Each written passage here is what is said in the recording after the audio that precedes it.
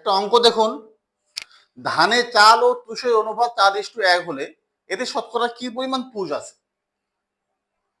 ধানে চাল ও তুষের অনুপাত 4:1 হলে, তার মানে 4:1 হলে মানে ওই চাল আছে 4 ভাগ আর তুষ আছে কি 1 ভাগ, তাই না? তাহলে মোট কয় ভাগ হলো?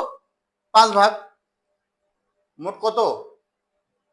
4 + 1 = 5।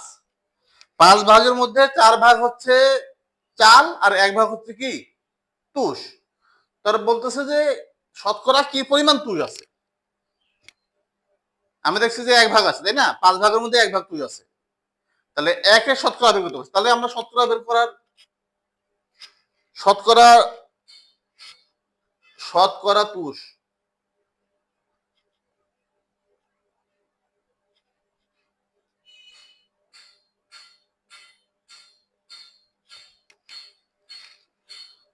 দেখুন তো, কার শতকরা বের করবো? তুষের শতকরা। তুষ কত ভাগ? 1 ভাগ। যার শতকরা বের করবো সেটা যাবে উপরে। আর কার সাপেক্ষে বের করব? মোট জয় ভাগ আছে তার সাপেক্ষে। মোট জয় ভাগ আছে তার সাপেক্ষে। যার সাপেক্ষে বের করব সেটা নিচে, আর যার শতকরা বের করব সেটা উপরে। আর যেহেতু শতকরা বের করবো এই জন্য 100 দিয়ে গুণ হবে অবশ্যই। কাটাকাটি করুন, 5 20 100। তাহলে 20 কে 20, তাহলে 20 ভাগ তুষ আছে। আচ্ছা, যদি বলতো যে শতকরা কি পরিমাণ চাল আছে, যদি বলতো তাহলে কি করতাম? এটা তুষ বলছে, তাই না? যদি বলতো শতকরা কি পরিমাণ চাল আছে তাহলে কি করতাম? তাহলে শতকরা চাল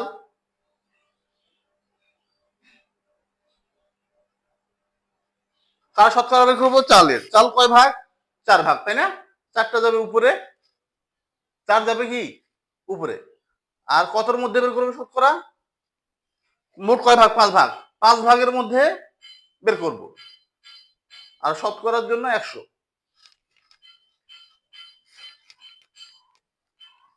আবার বলতেছি, শতকরা চাল যদি বের করতে বলতো তাহলে কি করতাম? কার সাপেক্ষে বের করব? 5 5 ভাগ, যেহেতু টোটাল 5 ভাগ।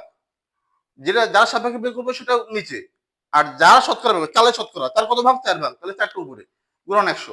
তাহলে 5 20 100, 5 20 100, তাহলে 4 20 80, 80 ভাগ।